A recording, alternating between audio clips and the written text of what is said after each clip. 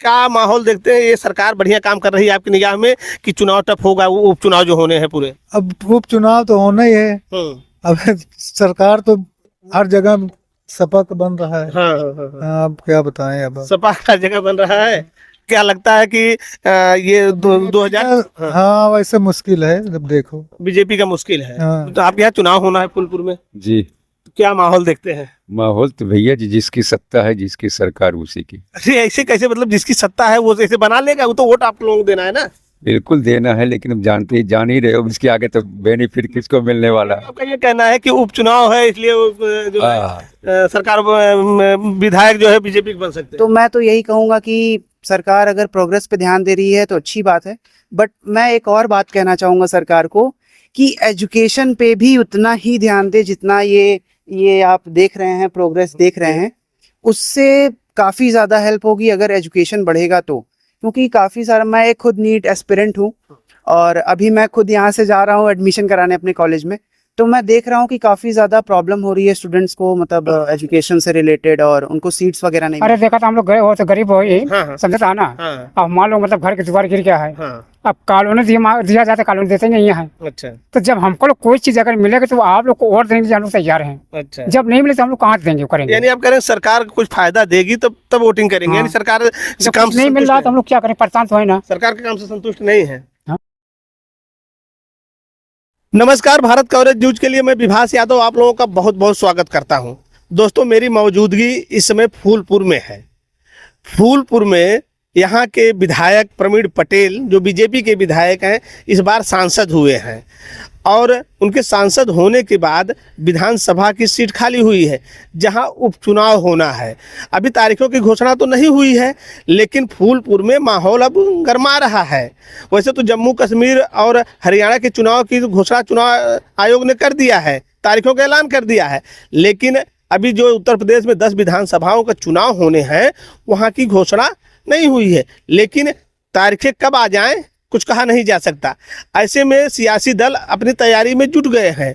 तो मैं आज फूलपुर पहुंचा हूं, यहाँ लोगों से मिलकर जानने का प्रयास होगा कि आखिर यहाँ का माहौल क्या है। वैसे बता दें कि यहाँ जो है समाजवादी पार्टी और भाजपा में कड़ा मुकाबला पिछले जो है लोकसभा में भी देखने को मिला था, तो ऐसी ही स्थिति कुछ विधानसभा में भी देखने को मिलेगी। वैसे बहुजन समाज पार्टी ने अपने पत्ते खोल दिए हैं, किसी सरोज को उन्होंने टिकट दिया है। फिलहाल हम जनता के बीच में पहुंचे हैं और जानने का प्रयास करेंगे। फूलपुर में मेरी मौजूदगी है, जैसी कि मेरी मौजूदगी जो है फूलपुर में बनी हुई है, और जानने का यही प्रयास होगा कि जो उपचुनाव होना है आखिर माहौल क्या बन रहा है, कि किसके किसके बीच लड़ाई होगी, यहाँ स्थानीय मुद्दे क्या हैं लोगों के जो है। क्या नाम है सर आपका? हरिओम मौर्य। पूरा जी, ये जो उपचुनाव होना है क्या नजर आता है आपको, कैसे लड़ाई होगी फूलपुर में? फूलपुर में कांग्रेस और बीजेपी की लड़ाई होगी, बाकी वैसे किसी का संभावना। कांग्रेस ही, समाजवादी पार्टी, बीजेपी की? नहीं, समाजवादी और प्लस बीजेपी गठबंधन। अच्छा, मतलब गठबंधन एक तरफ, गठबंधन एक तरफ, बीजेपी एक। आपको क्या लगता है पलड़ा क्या भारी है अभी? बीजेपी का। बीजेपी का भारी है? बीजेपी का। कैसे भारी है? क्योंकि वो इतने अच्छे अच्छे कार्य कर रही है। हाँ। इस वजह से, अच्छा, विकास के तौर पर। हाँ। इस वजह से उसको जीतने की संभावना ज्यादा संभावना है जी। अच्छा, वो अभी जो लोकसभा चुनाव हुआ था उसमें तो बीजेपी यहाँ से शायद विधानसभा वार देखा जाए तो पिछड़ गई थी 18,000 में। तो क्या उसको गैप को भर लेंगी बीजेपी? गैप को भर लेगी वो। कैसे भर लेगी, कुछ आंकड़ा होगा? क्योंकि इतना विकास तौर पर पहले तो नहीं लोगों को समझ में आया। अच्छा। लेकिन अब उन लोगों को समझ में आ रहा है कि किस तरीके से विकास हुआ और किस तरीके से जो यहाँ का माहौल रहता था पहले। हाँ। कि आए दिन लड़कियां छेड़ी जाती थी या बदमाशी करते थे बदतमीजी बच्चे। हाँ, और उस वजह से अब धीरे धीरे उन लोगों को समझ में आ रहा है। अच्छा। कि वो जीतने की संभावना ज्यादा बन रही है। जो शासन व्यवस्था है उसकी व्यवस्था काफी टाइट है। क्या नाम है आपका? मेरा नाम रूपम मौर्य है। मौर्य जी, क्या माहौल देखते हैं आप? देखिए, फिलहाल तो हम यहाँ पे नहीं रहते हैं, बट यहाँ पे आने के बाद मतलब कुछ चीज़ें हैं जो बदलाव हमको अभी नज़र आती हैं। जैसे हमारे गांव में अब बेसिकली देखा जाए तो वो सब चीज़ें प्रधान जो होते हैं हमारे गांव के, उनके होते हैं, बट प्रधान को जो मतलब उनका बजट पास होता है वो तो हमारे यहाँ के सांसद वगैरह ही करा रहे हैं। तो जिस हिसाब से देखा जाए कि हमारे गांव में काफी चीजें मतलब अच्छी हो चुकी हैं पहले के कंपैरिजन में अब में। यानी विकास। हाँ, विकास मतलब प्रोग्रेस काफी अच्छी हो रही है। अच्छा। तो मैं तो यही कहूंगा कि सरकार अगर प्रोग्रेस पे ध्यान दे रही है तो अच्छी बात है, बट मैं एक और बात कहना चाहूंगा सरकार को कि एजुकेशन पे भी उतना ही ध्यान दे जितना ये आप देख रहे हैं, प्रोग्रेस देख रहे हैं, उससे काफ़ी ज़्यादा हेल्प होगी अगर एजुकेशन बढ़ेगा तो। क्योंकि काफ़ी सारा, मैं एक खुद नीट एस्पिरेंट हूँ और अभी मैं खुद यहाँ से जा रहा हूँ एडमिशन कराने अपने कॉलेज में, तो मैं देख रहा हूँ कि काफ़ी ज़्यादा प्रॉब्लम हो रही है स्टूडेंट्स को, मतलब एजुकेशन से रिलेटेड, और उनको सीट्स वगैरह नहीं मिल रही हैं। मोरे जी, एक चीज है, आप स्टूडेंट भी हैं तभी इसकी बात हो गई, तो इस सरकार पे एक टैक्स लगता गया जो है, चाहे 69,000 भर्ती का मामला रहा हो, चाहे आरक्षण का मामला रहा हो, तो क्या कहीं न कहीं ये रहा है, सरकार इस पे बैकफुट रही है? क्योंकि अभी देखिए 69,000 पे भी फिर बिल्कुल सरकार बैकफुट पे रह रही है और इस समय चल भी रही है एजुकेशन से रिलेटेड। क्योंकि अभी आप हाल ही में देखे होंगे कि यूपीएससी का भी पेपर लीक हुआ था। अभी एकदम रिसेंट देखेंगे तो नीट का भी पेपर में जो प्रॉब्लम हुई थी कि काफी सारे बच्चे एक साथ काफी हाई स्कोर कर चुके हैं, मतलब। तो इसमें ये समझ में आता है कि मतलब नेशनल टेस्टिंग एजेंसी का भी क्या कहते हैं, कहीं ना कहीं फेलियर समझ में आता है कि एग्जाम सही से नहीं कंडक्ट हो पा रहा है, कहीं ना कहीं से लीगल एक्शन नहीं लिया जा रहा है। क्योंकि कोर्ट में भी केस गया था बट उसका कोई भी रिजल्ट नहीं आया, किसी बच्चे को कुछ नहीं मिला। ये हुआ था कि 1567 बच्चों को क्या कहते हैं री एग्जाम होने वाला था, बट वो भी कैंसिल हो गया। तो यही सब चीज़ें हैं जो कि सरकार को मेंटेन करनी चाहिए, और हम स्टूडेंट्स बिल्कुल चाहेंगे कि ये चीज़ें मेंटेन हो। क्योंकि देखिए, फ्यूचर हम ही हैं, फ्यूचर हम ही हैं आगे चल के। तो ये स्ट्रक्चर मेंटेन कराने से ज़्यादा अच्छा चीज़ है कि आप एजुकेशन सेक्टर को सही करिए, सीट्स को भी कहीं ना कहीं मेंटेन करिए, तो ज़्यादा बेटर ही होगा। तो ये फूलपुर का क्या देखते हैं अब, जो ये 10 उपचुनाव होना है, उसमें क्या सरकार के अगेंस्ट भी जाएगी कि सबसे सरकार के पक्ष में माहौल रहेगा? क्या देखिए, फिलहाल तो अगर पक्ष में जाता है तो ज़्यादा बेहतर है कि जैसे बताया जा रहा है कि मेरे पापा ने अभी बताया कि मतलब काफ़ी ज़्यादा चीज़ें बदल चुकी हैं, लड़कियों के ऊपर काफ़ी ज़्यादा मतलब अब वो फ्री हो चुकी हैं कि इतना ज़्यादा डर के नहीं रहना पड़ता। ये बात तो रियलिटी है, क्योंकि कुछ साल पहले हम भी फेस कर चुके हैं कि मतलब लड़कियों को काफ़ी ज़्यादा परेशान किया जाता था। बाकी अभी तो बहुत ज़्यादा मतलब लोग नॉर्मलाइज हो गए हैं, न्यूट्रल कह लीजिए हो गए हैं। नहीं तो पहले ये होता था कि लोग मतलब बहुत ज्यादा एग्रेसिव थे, स्पेशली क्या कहते हैं रिगार्डिंग ये पार्टीज के रिगार्डिंग की, मतलब कानून व्यवस्था, हाँ, कानून व्यवस्था की बिल्कुल ठीक है, आप हो चुकी है। बिल्कुल ठीक है। आइए, कुछ और लोग भी हैं, ऐसे हम बात करते रहेंगे, जो है चुनावी चर्चा की बात है। क्या नाम है चाचा आपका? एहसान खान। अच्छा, ये आपके यहाँ चुनाव होना है फूलपुर में, जी। तो क्या माहौल देखते हैं? माहौल तो भैया जी, जिसकी सत्ता है, जिसकी सरकार, उसी की। अरे ऐसे कैसे, मतलब जिसकी सत्ता है वो ऐसे बना लेगा? वो तो वोट आप लोगों को देना है ना।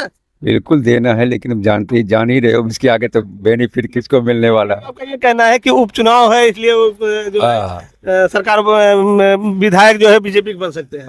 100%। लेकिन तभी तो माहौल यहाँ बड़ा दिलचस्प मुकाबला होता है। यहाँ भी आपको फूलपुर में लोकसभा चुनाव में समाजवादी पार्टी हमें विधानसभा में 18,000 से लीड की थी। वो ठीक है, लीड की थी, लेकिन जिसका चुनाव हो रहा था उसको भी तो देखे तो अंतिम में क्या हुआ।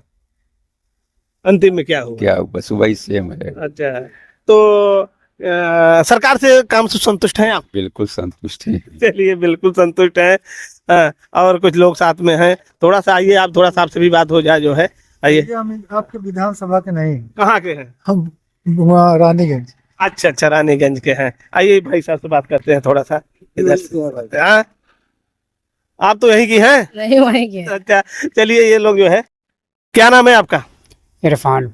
इरफान जी, चुनाव होना है, उपचुनाव होना है ना? हाँ, वोटिंग होना है, विधानसभा का उपचुनाव। हाँ होना है भाई। तो क्या माहौल देख रहे हैं फूलपुर का? माहौल बहुत अच्छा है। किसके पक्ष में माहौल दिख रहा है? बहुत। किसका?